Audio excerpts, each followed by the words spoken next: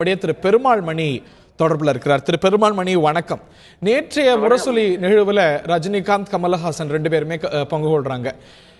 தனக்கு வந்த அழைப்பு பற்றி திரு கமலஹாசன் சொல்றார், ரஜினிகாந்த் வராரான்னு கேட்டேன், ரஜினிகாந்த் வராருங்கிறது உறுதி செய்யப்படுது, அவர் பேசல அப்படின்னு தகவல் தெரிஞ்சோன்னா நம்மளும் அவர் கைப்பற்றி நம்மளும் பேசாம இருந்துருவோம் அப்படின்னு நினைச்சேன். பிறகு இது ஒரு வரலாற்று வாய்ப்பு, முக்கியமான வாய்ப்பு என்ற வகையில பேசணும்னு முடிவெடுத்தேங்கிறார். அதுக்கு அடுத்த வரியா சொல்றாரு, தற்காப்பு இல்ல முக்கியம், தன்மானம் தான் முக்கியம் அப்படின்னு. யாரை குறி வைக்கிறாருன்னு நினைக்கிறீங்க? இல்ல, இதை அந்த அந்த காலகட்டத்தை, அதாவது இந்த அழைப்பு போன காலகட்டத்தோட நம்ம பொருத்தி பார்க்கணும். அப்போ பாத்தீங்கன்னா நீங்க அப்போ ஐயா கமல் சில ட்விட்டுகள் மூலம் மாநில அரசினுடைய செயல்பாடுகளை கடுமையா விமர்சிச்சுட்டு இருந்தாங்க. அந்த நேரத்துல தீவிரமாக அரசியலை விமர்சித்துக் கொண்டிருந்த அந்த காலகட்டத்துல முரசொலி விழாவிலையும் ஐயா கமல் கலந்து கொள்கிறார் அப்படிங்கிற ஒரு பேச்சு வந்தது.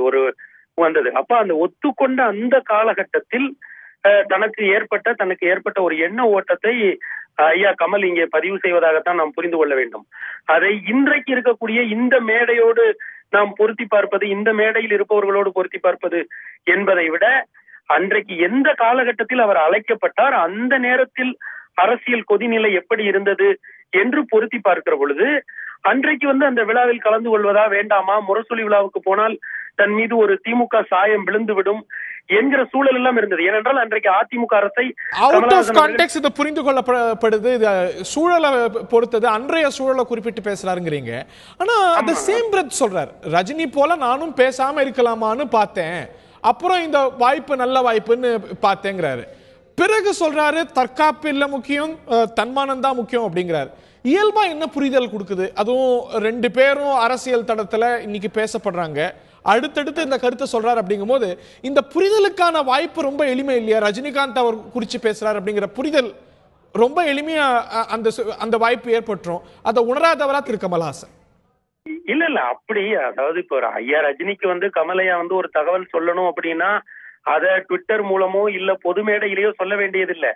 அது அவர்களுடைய தனிப்பட்ட நட்பின் காரணமாக அவர்கள் நேரடியாகவே சொல்லக்கூடிய அளவிற்கு ஒரு ஆழ்ந்த நட்புடையவர்கள். 2வது, 40 ஆண்டு கால திரையுலகத்தையும் ஊடகத்தையும் அவர்கள் இது போன்ற உரையாடல்களின் மூலம் தான் நகர்த்தி வந்திருக்காங்க.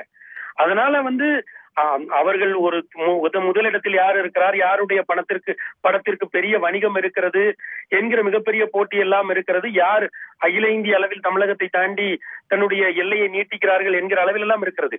ஆனால் இப்போதைக்கு இருக்கக்கூடிய கால சூழ்நிலையில் அவர்களுடைய திரைத்துறை பயணத்தினுடைய ஒரு நீட்சியாக 2 பேருமே அரசியல் களத்திற்கு உள்ளாக ஒரு விவாத பொருளாக மாறி இருக்கிறார்கள். ஆக அப்படி பார்க்கிற பொழுது ரஜினி ஐயாவினுடைய மௌனமும் கமல் ஐயாவினுடைய பேச்சும் இங்கே விவாதத்தை கிளப்பி இருக்கிறது என்பதை நாம் கவனிக்க வேண்டும்.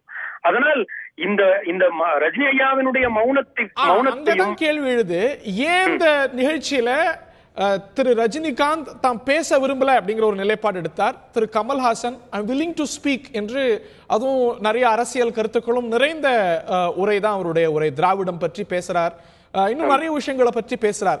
இவர் ஐ வில் நாட் ஸ்பீக் அப்படின்னு முடிவெடுத்ததுக்கும் திரு கமல்ஹாசன் நான் பேசுவேன் என்று அந்த நிலைப்பாடு எடுத்ததையும் நீங்க எப்படி பாக்குறீங்க? எதனால இருவரும் அந்தந்த நிலைப்பாடுகள் எடுத்திருக்காங்கன்னு நினைக்கிறீங்க? இல்ல, உங்க கேள்வியில மிக நுட்பமான ஒரு புள்ளியை நீங்க தொடுகிறீர்கள் ஹரி. அதுல என்னன்னு பாத்தீங்கன்னா, கடந்த 20-25 வருடங்களாகவே அவ்வப்போது அரசு பொது நிகழ்ச்சிகளிலும் திரைப்படங்களிலேயும் ஐயா ரஜினி அவர்கள் அரசியல் பேசி வருகிறார். ஆனால் ஐயா கமலஹாசன் அவர்கள் 30 வருடங்களுக்கு முன்னாலேயே தன்னுடைய ரசிகர் மன்றங்களை நற்பணி மன்றங்களாக மாற்றி அரசியல் சார்ந்த எந்த விஷயத்திலும் நான் ஈடுபட மாட்டேன் என்பதை தெளிவுபடுத்தி விட்டார். ஆனால் இப்போதைக்கு இருக்கக்கூடிய நம்முடைய பேட்டியில சொன்ன கருத்துக்கள் கூட விவாதத்தை ஏற்படுத்தி இருக்கிறது.